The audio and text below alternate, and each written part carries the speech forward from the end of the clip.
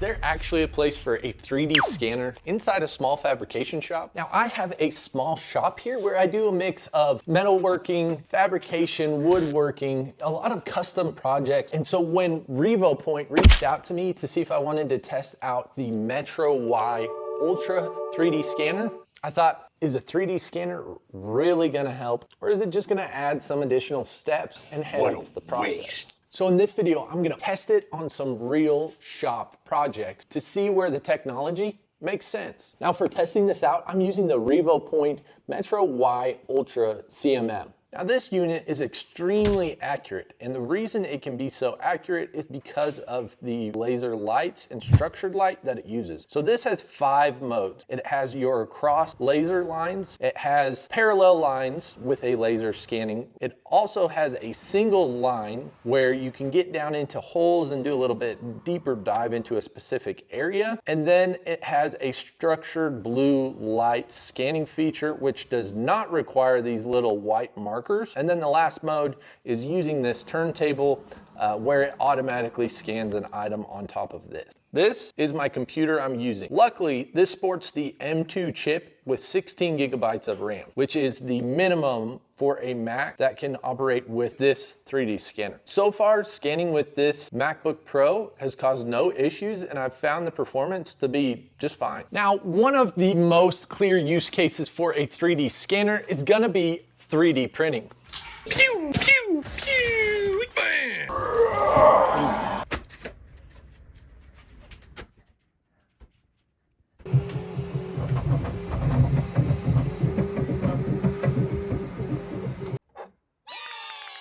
Now there are a ton of custom DIY storage solutions in the printing community from what I found. Now one of the tools that I have that I want to figure out some good storage solution is this drill. Now you can see the contours on the handle, on the sides are very intricate and would be very difficult to mimic just using a set of calipers, right? That's gonna take forever.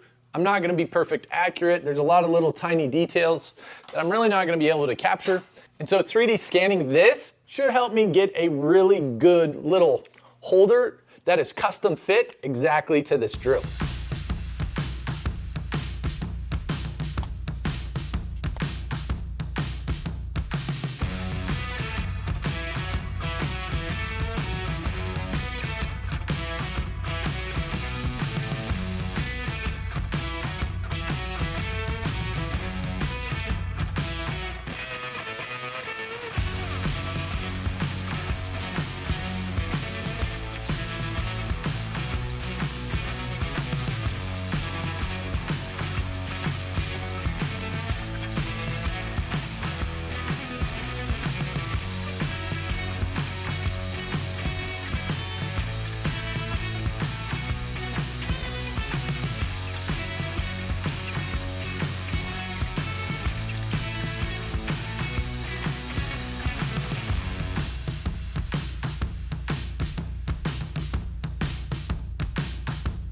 Now that I have the geometry of this, let's go ahead and jump into Fusion 360, draw something up, and get it printed.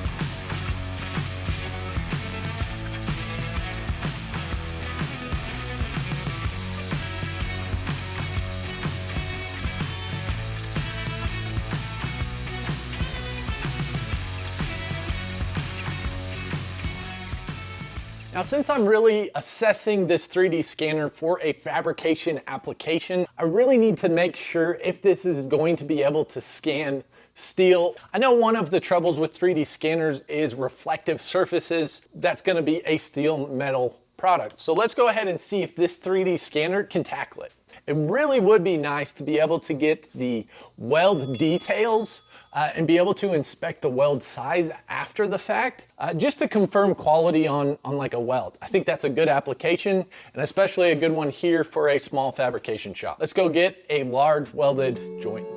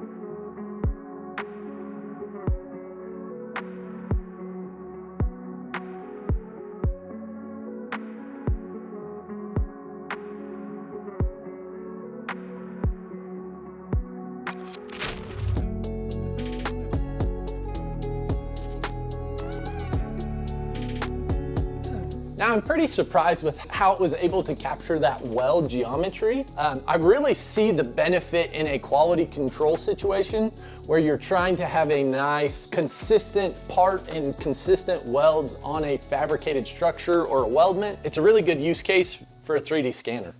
Now, as I was thinking through some other use cases for this 3D scanner, I remembered that I just bought a truck a little over a year ago, and it came with these big, massive, jacked up tires. Now, all 4 of the tires have these cool little bent plastic pieces, 5 of them on each rim, other than one. One of them had one of these plastic pieces broken off. Now, one of the issues with this being gone is I can't find any aftermarket solutions to this that I could buy. So what better opportunity than to use this 3D scanner to make my own part?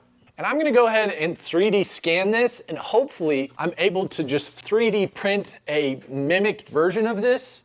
I jumped in and thought the turntable was gonna be perfect for this part. It's small, lightweight, so I got all my markers set up and started the scan. I had to hook up the turntable to the Wi-Fi in order to get it to work. But once I did, you can see it automatically started to spin, and the scanner worked in unison with the turntable to get a good scan. Now, I was having a little bit of trouble picking up the part, so I switched over to scanning by hand with cross lines with the turntable going at a constant rate, and I was still having trouble. Picked up pretty much all the geometry except the part I wanted to scan. So after reading some forums, I found that you could put some baby powder or foot powder all over the component to get the lasers to register, which makes sense because black usually soaks up all light. So it makes sense that you needed the white color in order to get the lasers to bounce back. Now, after getting a good scan, I went through and prepped the model and removed all the holes like this one here at the end. I jumped into my Bamboo Studio and formed a good print setup with these tree looking things, which are just needed for that overhang. I threw it over to the print job and it printed it out in about an hour and a half. And you can see here, it pretty well matched up to geometry perfectly. I had to pull those tree supports off and then I fitted up on the tire. Everything fit perfectly. There was no issues. The screws went right in and you can see that green looks great. Just kidding. I'm gonna have to paint it. But it's relatively sturdy and it fit in there and looked just like the others. So I was happy. Not too shabby. Now the last area that I could really use this 3D scanner for right now on my projects is I'm making a custom hydraulic press. And to do so, it uses this hydraulic press here. Now this is an air over hydraulic press, 20 ton, and it has a lot of intricate geometry to it for this air diaphragm assembly and then this hydraulic portion. This is gonna need to fit in between 2 plates. It would really be helpful for me to be able to have this geometry inside my CAD in order to fit it up into the assembly appropriately. If this scanner proves to be useful with this hydraulic jack, I think it's gonna convince me that there is a space for a 3D scanner in a shop. I don't know. Let's find out.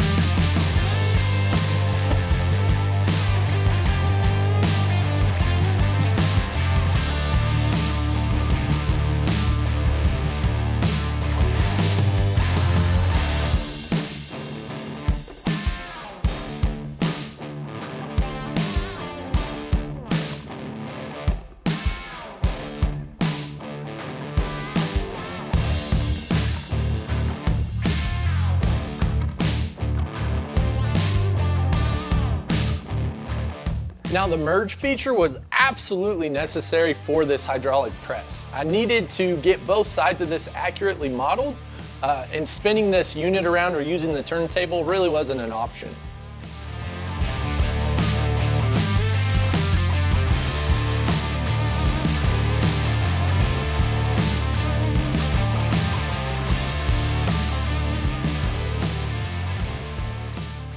So where does this scanner really make sense inside of a shop?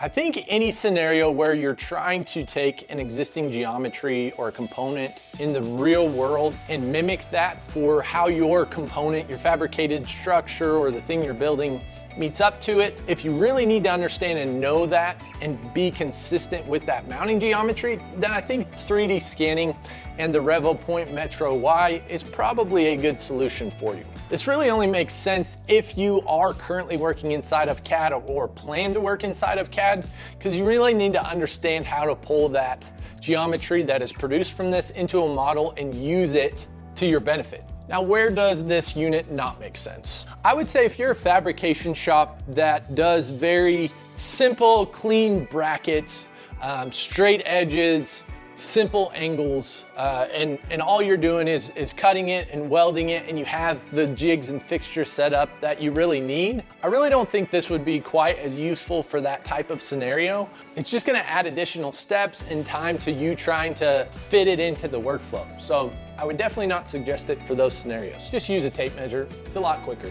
So after opening up this box and taking a look at its contents, the first impression that I had was the carrying case or the box that it comes in is extremely useful, especially for a dirty shop setup like mine. I'm not gonna allow for these components to sit out in the dust and get dirty, so this carrying case is a must for this application. The whole setup feels pretty professional.